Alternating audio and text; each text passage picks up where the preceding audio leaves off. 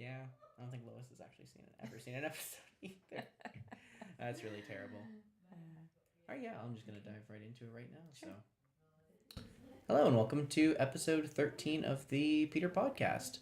I'm your host Taylor Clydesdale, and this week we're gonna be talking to Marion Burton. Hello, Taylor. You've just won the Schofield Award, so we're going to be talking about that a bit. Sure. We're going to be talking about some civic engagement, what you participate in, what other people can participate in, and then we're going to be talking about the case right now with General Electric and all the former workers, because that's something that you're heavily involved with. Correct, I am. Yeah, many years. Many years? Yeah. So we're going to talk about that in the second half. So just to dive right into it, why don't you introduce yourself? Why don't we learn who Marion Burton is? Who is Marion Burton? Well, I've always been in the Peterborough area, and I guess probably the main hat that I wear that people recognize me for is through the Peterborough Labour Council, which has given me a lot of opportunity to get involved in various organizations, to volunteer for boards or help out with different things that are more social justice. And so I guess over 35 years, you get interested in something and that attracts you to something else. And so when you mentioned the Schofield Award, I had been on the United Way board a number of years ago, did a couple of terms with them. And so this year they nominated me to receive the Schofield Award, and I was very honored to receive that. So, and I think it's because of the type of volunteering that you end up doing as a labor activist.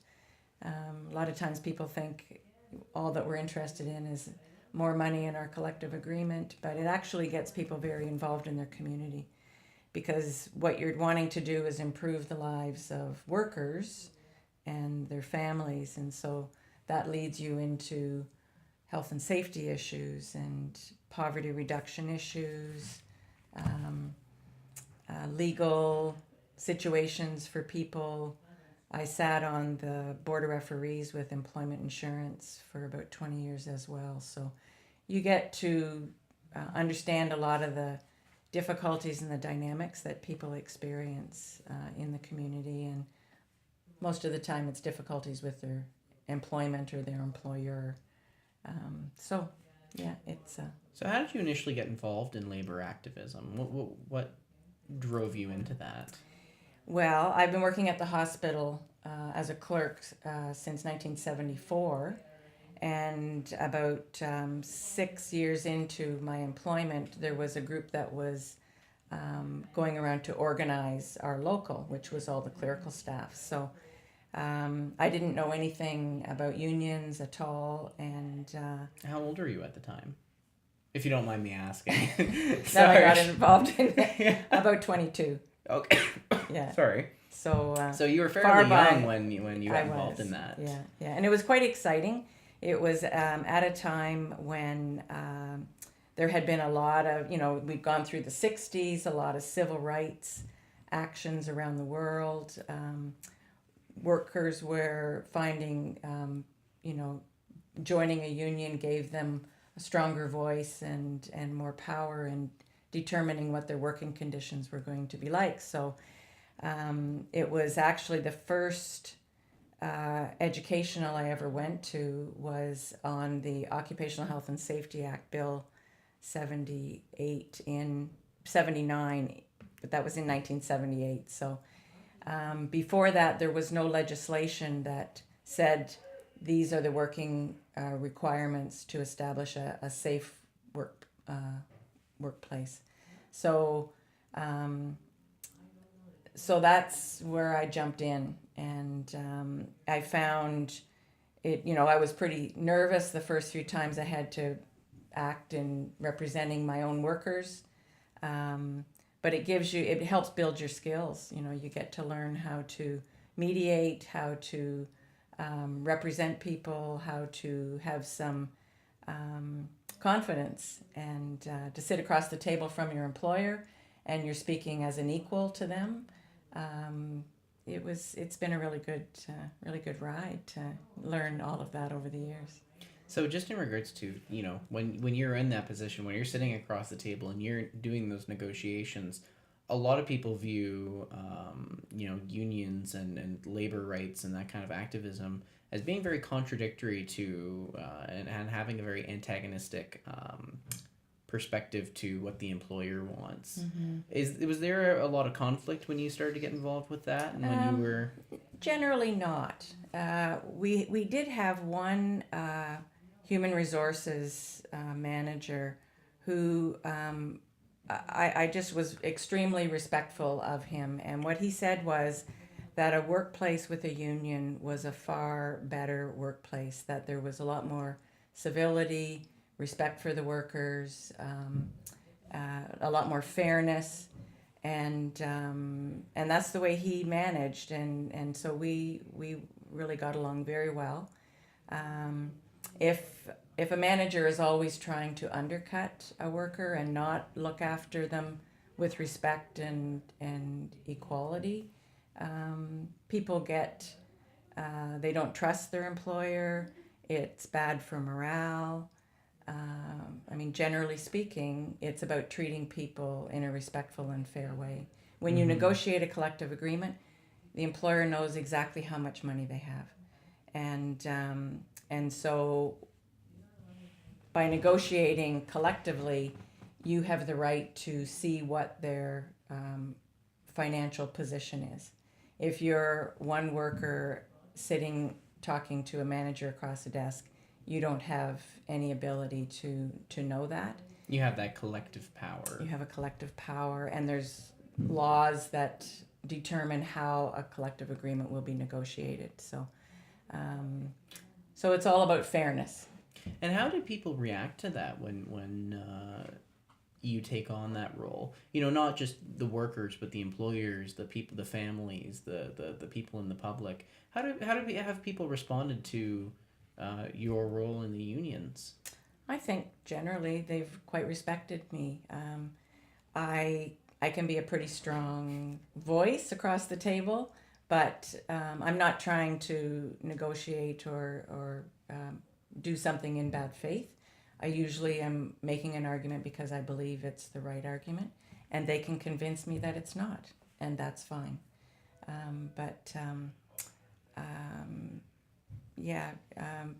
I think my coworkers have always let me know that they appreciate when I've stood up by their side.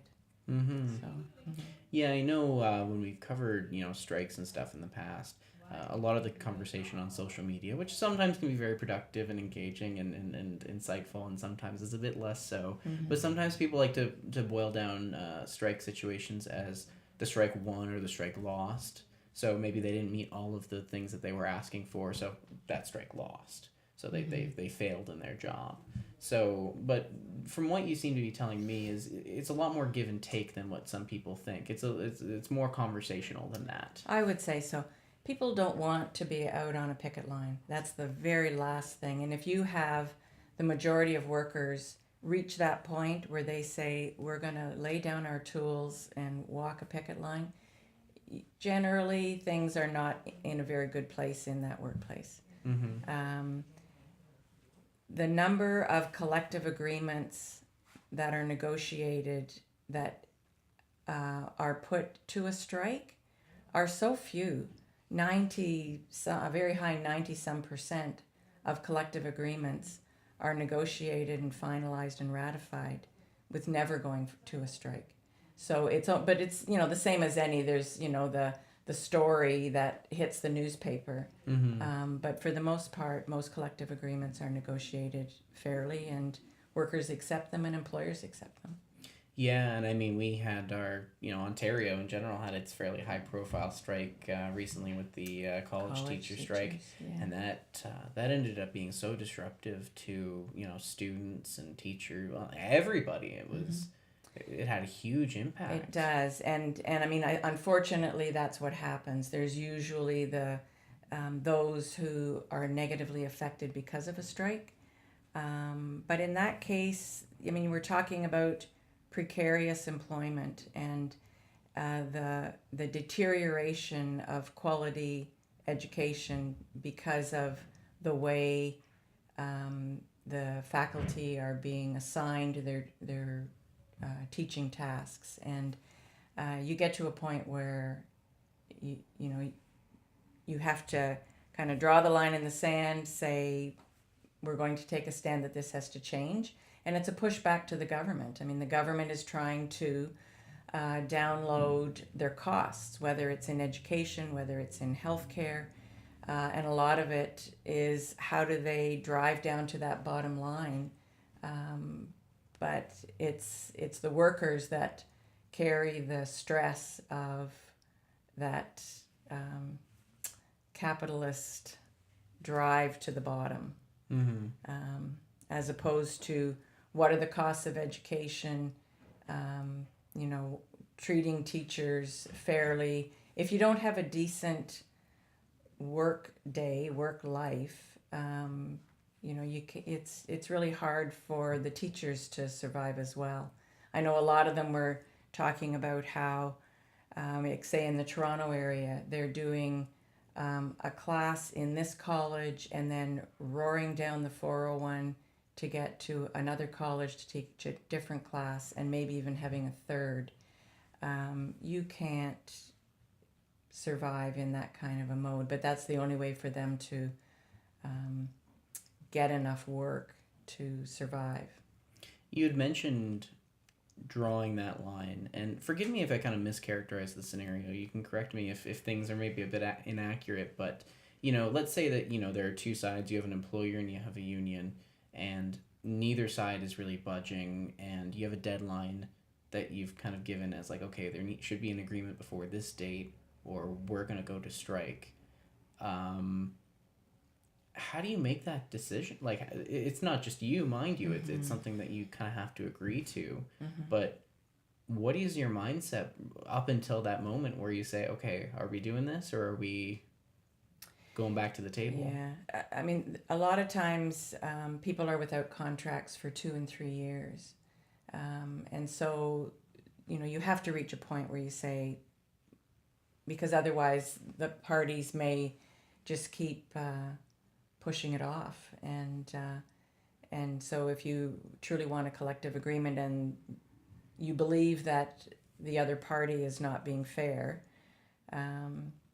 then a date gets set. Usually, like I know within the government sector, they file what they call a no board report. So it goes, more to an arbitrator mediator. So there's other entities out there that are trying to bring the parties to some kind of a settlement. But if the gap is too wide with the position of both sides, then it can end up in a strike. And how do you feel when you walk into that scenario? Personally, I've never walked into it myself. As a hospital worker, we're not allowed to strike. Okay. But certainly you hear enough of the situations that are happening, for other workplaces. And people will tell you that it's a very scary thought to go out on a picket line. So that that determination that things must change has to be pretty strong for a group of workers to reach that point. And what I hear is that you're never the same after a strike. The solidarity, the coming together for a group of people who believe really that what they're standing up for is the right thing to do. And rarely is it just, I want to raise in my paycheck. Mm-hmm. Usually there's other issues that are a lot more fundamental that they were seeking and believe that they have to get this in order to improve their working conditions. Okay. Or perhaps the school environment or healthcare environment, depending on where the workplace is. Okay. I think that's a wonderful point to take a break at. And when we come back in just a moment, we're going to be talking about where things right now are with the General Electric case. Okay. We'll see you in a bit. Yes. So, welcome back to the Peterpodcast. We're back with Marion Burton, and I want to talk with you about the General Electric case right now for those who, well, for those who aren't aware, maybe if you want to give a brief summary of, I'd be surprised if anyone hadn't heard of it, but you know what? Stranger things have happened, and maybe some people just, they hear about it at the corner of their ear and they don't really stop to think about what that might be. So, what's going on with General Electric and hundreds of former workers right now? So, this is a situation that has been existing in Peterborough for many, many, many, many years. And there were always workers within the plant who would raise their concerns about the exposure to chemicals, to asbestos, noise, welding fumes, synergistic mixes of chemicals coming together. It was a pretty nasty place for quite a few years. They talk about from about the 1940s until around 2000.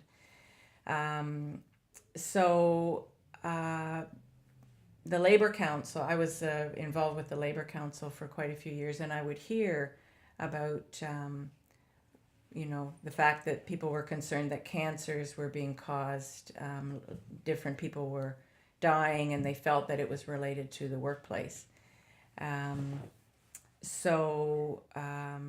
There was one particular individual. His name is John Ball. He was a health and safety advocate for the workers in the plant. He started his employment there, I believe, in the early 60s. And he had, through the 50s, he had worked for the Navy and worked on an air transport carrier out in the Navy. And so that in the 50s, that was the Cold War, and they had been trained on chemical warfare and were very familiar with the dangers of a lot of these chemicals. And so he said that when he came to Peterborough and went into General Electric asking for a job as a welder, which was his field, and got hired, and then saw how they were handling these same chemicals in such a careless, haphazard fashion that he felt he needed to get involved. And so he ran to be a steward. He took a lot of training through the Ontario Federation of Labor.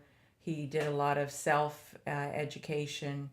And he was a bit of a rabble-rouser. He would stand up and confront management about exposures or, different situations where people maybe had collapsed in the workplace, and called in the Ministry of Labor quite a few times, and kept very detailed records.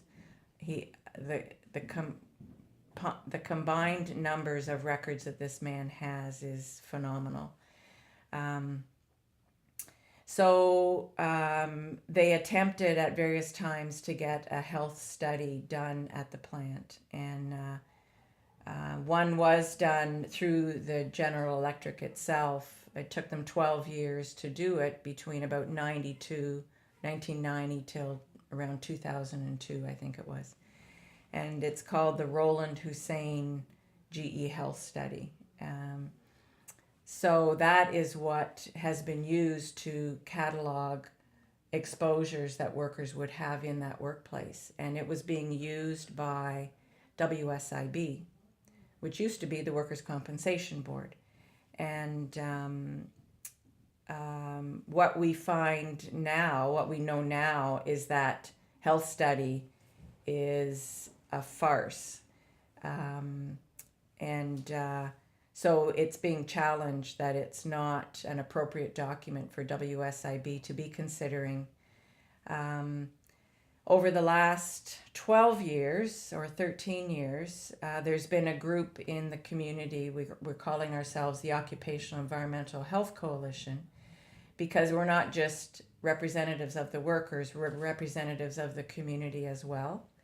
Because when you're dealing with such a large workplace, General Electric covers however many acres, 8 acres or something, and with the number of chemicals that were used for so many years in such a haphazard way, those chemicals are in the plant, under the plant, in the air, out into the community, into our water system, into Little Lake, down the Otonabee River.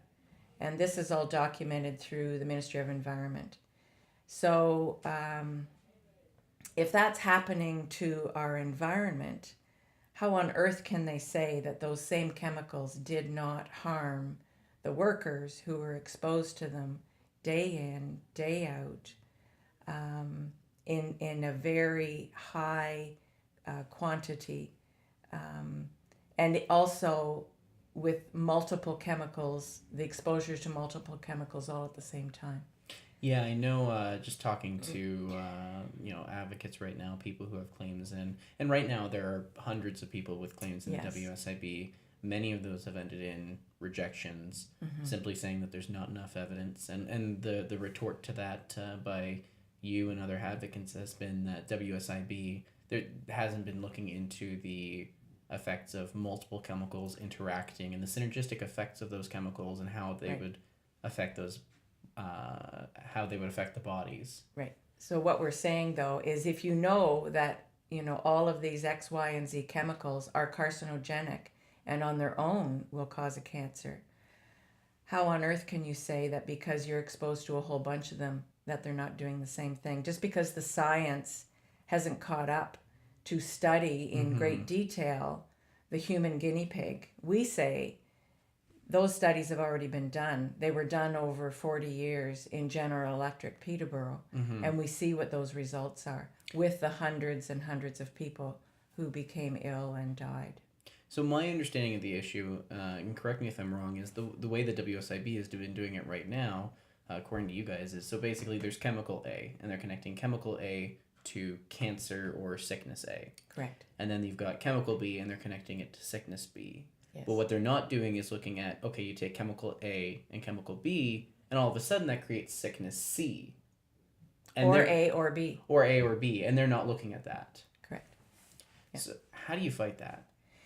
Well, what we're saying is the WSIB in their processes are not fit for purpose. That, their model of adjudicating, basing it on the fact that the worker must prove the worker is sick, the family are distraught, they don't have the medical expertise, they don't have the scientific expertise, and it's on their backs to prove that their illness was caused by their exposures within the workplace. And we're saying, no, you've used these guinea pigs in this workplace for all these years. It is WSIB's responsibility to prove that their sickness was not caused by their exposures. At this point in time, we have been working with Minister Flynn, our MPP Jeff Leal, for quite a number of years. And just to clarify, that's Minister of Labour, Kevin Flynn? Correct, Yes. Pardon me, yes, that's correct. And so just a couple weeks ago, they made the announcement that they're bringing in Dr. Paul Demers, who's a world-renowned expert in that field to review how the WSIB is processing the claims and what they're considering. I have his credentials written down somewhere, but he works with Cancer Care Ontario, and so his study is to be completed by December of this year. And we're hoping at the end of that WSIB will be forced to properly review the claims in a way that will allow benefits to flow to these workers who are suffering. And then OCOW, what does OCOW stand for again? Occupational Health Clinic for Ontario Workers. Now they're opening an office up here in Peterborough, is that correct? Yes, that's what we've been told, that funding has been provided finally after a lengthy battle by a group of GE advocates saying that we need a place in Peterborough for workers to be able to have their medical files pulled, properly documented and researched in presenting their cases before WSIB. So that's a great resource. They have hygienists, health hygienists, physicians, and have that expertise to be able to do that background work for claims. So let's say in theory here, I am the son or daughter or grandson or granddaughter of someone who worked at General Electric, who died of cancer or some sort of respiratory illness, and I believe that, I'm just reading this in the news now, that it might be connected to this chemical exposure that everyone's talking about. What do I do? First thing you do is contact, if there's any ability to get medical documents for the individual. We're suggesting is that people contact Office of the Worker Advisor, which is under the Ministry of Labor. They have staff there who have the expertise to pull those claims together, working in conjunction with OCAL that we just talked about. So they develop the background, collect the data. Where did the person work? How long did they work there? What would they have been exposed to? What kind of density would there have been of exposures? Perhaps and now they have a far better record as to what that workplace actually was. I'm diverting here a little bit because of the GE retrospective study that was compiled and completed a year ago with the research skills of Bob and Dale DiMatteo, and relying on the information that was collected by GE retirees who had worked in the plant for many, many years. So that retrospective study catalogs in far greater detail what the working conditions were. Now, the person with the Office of the Worker Advisor or with the union can look at that report, and it helps them determine that if they worked in a particular department, these were the types of chemicals that were there. And in the time frame, they tried to, because things change over time, so they tried to properly categorize what was there during certain periods of time, and if there was changes in procedures within the plant or methods of production. Cataloging the evidence of what workers were exposed to at what points, so Correct. that you can connect and say, here's all the things that this worker would have been in contact with or been breathing in. Correct. Here's how this person could have gotten sick. That's right. So we're just about to wrap up. We're just running out of time now, but maybe, and I know this is such a large topic, but if you just want to take a minute to say, where are things right now with the GE case?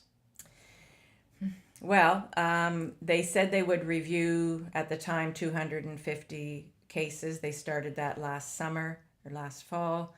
I believe they're well over halfway through that. And these were cases that were originally, that had been processed once before, or at least once before. For the most part, I think so. And they ended up in rejections? Yeah. Yeah. And so they're reviewing them, looking at any additional information that may now be available. I'm sure they're looking at the retrospective study.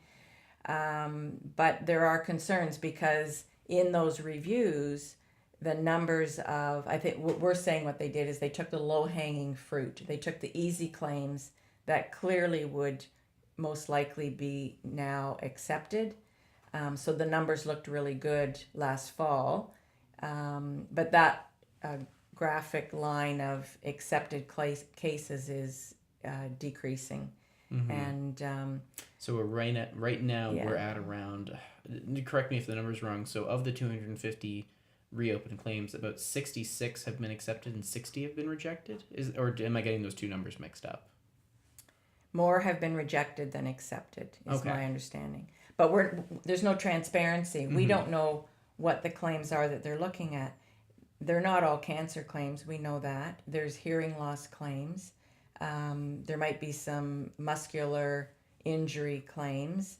The WSIB does not have to breach confidentiality by providing names, but they could definitely provide data that says how many are cancer cases, even what types of cancer cases, how many are hearing loss because they're, significantly working in that environment with that type of machinery.